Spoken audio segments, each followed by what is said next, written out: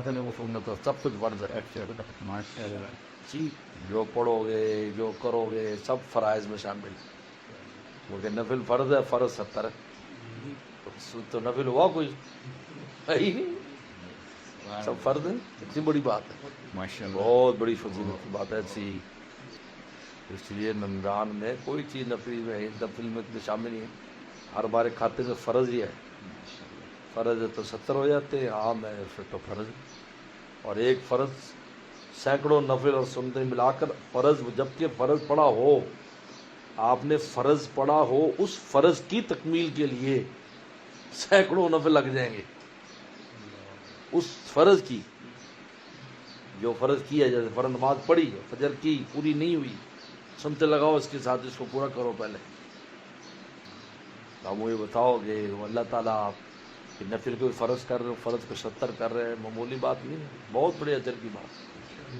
رمضان میں فجر ثواب کی کوئی حد و امتحان ہے. یہ عام ہے، للیلۃ القدر آ جائے تو وہ تو آگے پتہ نہیں، اس کا تو شمار ہی نہیں. 84 سال، میں تو 84 سال کا یہ نہیں کہتا، میں کہتا خیر 84 سال سے زیادہ.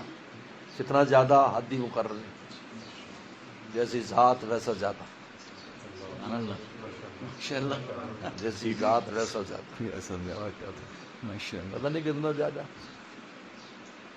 باقی وہ لوگ جنہوں نے جو اللہ کی ذات سے، جن بزرگوں کی، جن محدثین کی، جن علماء اور مفسرین کی ایک رجا کی کیفیت تھی نا جی، ان کے نقطے بڑے عجیب ہیں. کہتے ہیں بس سمجھو اوپر ہی فرض. ہم پر بھی یہی غلبہ ہے، ہمیں ڈراتے ڈرتے نہیں. کبھی ڈرایا میں نے؟ اس لیے قرآن نے تو 2 ہی طبقے بیان کیے، مومن کافر، تیسرا کوئی ہے؟ کوئی 2 ہی طبقے سے. اور حدیث میں آتا ہے تم کمی بیشی کرو گے ایسا ہے. قرآن نے 2 طبقے بیان کیے، مومنین یا کافرین. اس وجہ سے رجا اور امید جو ہے بہت اللہ کی ذات سے انشاءاللہ. بس ایمان بچ کے چلا جائے. تو میں نے خود سفیان ثوری کا یہ مقولہ بھی پڑھا اور والد صاحب کی زبان سے بھی میں نے سنا. سفیان ثوری کا میں نے خود مقولہ پڑھا ہے، کتاب کے حاشیے میں لکھا ہوا تھا کہ سفیان صاحب فرماتے تھے ایمان کے ساتھ چلا جائے پہاڑ جیسے گناہ بھی مضر نہیں. تو حضرت والد رحمۃ اللہ علیہ پر بھی رجا کا ایسا غلبہ تھا کہ یہ مرض الوفات میں 1 دن پہلے بات فرمائی کہ بس خاتمہ ایمان پر ہو جائے، پھر کچھ نہیں، کتنا بھی گناہ ہے کچھ نہیں، ایسے فرمایا. آخر وہ کیا چیز تھی؟ یہی چیز تھی نا، ایمان ایک ایسی چیز ہے جو ساتھ لے کے جائے گا، بس اس کے بعد لین لگ جائے گی اس کے لیے. حضور صلی اللہ علیہ وسلم کی سفارش آ رہی ہے، ہاں حوض کوثر سیدھا ہے، صحابہ کی سفارش ہے، کیونکہ ایمان تو ان ساری چیزوں کا نام ہے نا، تو سب سفارشی آ رہے ہیں. پہنچتے پہنچتے میزان تک کافی کچھ تو پہلی صفائی سوئی ہو جائے گی. ہاں پھر یہ بہت بڑی امید افزا باتیں. حضرت تھانوی فرمایا جہنم میں بھی گیا تو تعذیب نہیں ہے، تہذیب ہے. پاکی کے لیے بھیجا ہے، اس کو سزا کے لیے تھوڑی بھیجا ہے. یا تو اس کا وہ احساس ہی نہیں ہوگا. اگر وہ سزا کا احساس ہے، ایک پاک ہونے کا احساس ہے. بھائی ایک آدمی کو ڈاکٹر چیر پھاڑ کر رہا ہے، لیکن اس کو وہ خوشی خوشی کر رہا ہے اس لیے کہ بھائی میں صحت مند ہو جاؤں گا. حضرت تھانوی نے صاف لکھا ہے تعذیب مومن کو تعذیب نہیں ہوگی، اس کی تہذیب ہوگی. تعذیب تو کفار اور منافقین کے، منافق بھی کا فرق ہے، گناہ گاروں کے لیے تو تعذیب ہوگی تاکہ ان کے اوپر جو علائش ہے وہ ختم ہو جائے، جنت میں چلے.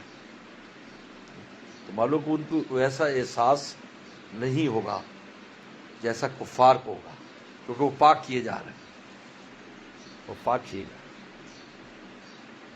ولا یزکیہم جاتا ہے کہ اللہ ان کو پاک نہیں کریں گے، اس میں یہی ہے کہ ان کو پاک کر کے جنت میں بھیج دیں گے. تو لا یزکیہم کا مطلب ہے کہ پڑے رہیں گے، وہ سزا ہوگی.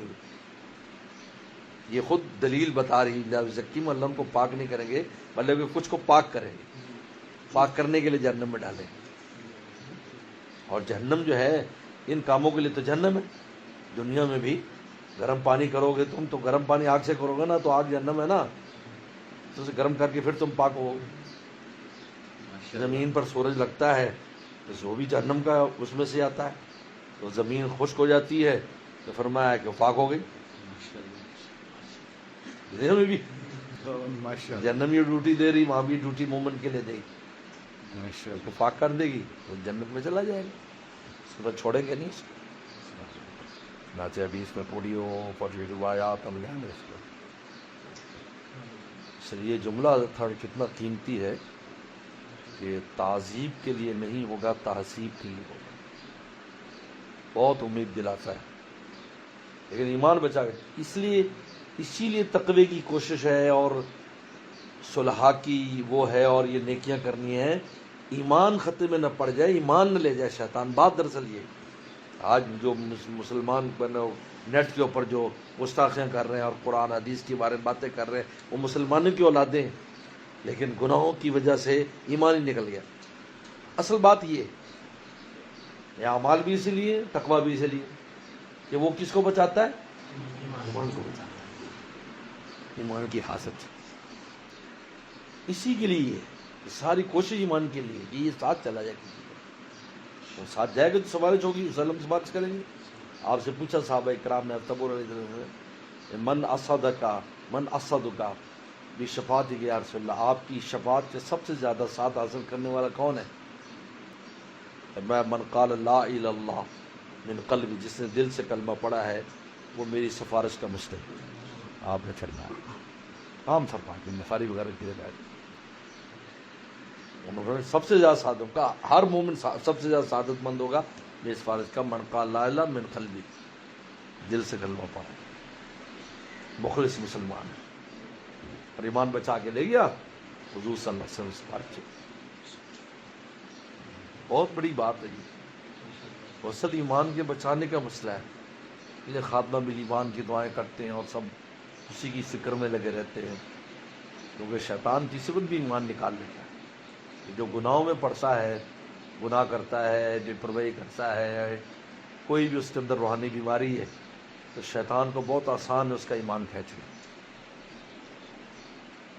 کیونکہ وہ جاڑ جناڑ اگی ہوئی ہے، بس ان کی اوٹ میں سے وہ ایمان کھینچ لے. اچھا وہی اللہ معاف فرمائے، اللہ معاف فرمائے، اللہ رسول کے بارے میں عجیب عجیب باتیں کرنا شروع کر دیتا. اللہ معاف، اللہ معاف. بہت بڑی اس وقت تو تحریک کی شکل اختیار کی کھڑی. اللہ کی ذات پر بھی اعتراضات، رسول اللہ پر بھی، قرآن پر بھی، کوئی جگہ چیز جو علماء صلاح اولیاء صحابہ سب سمجھا نہیں سی.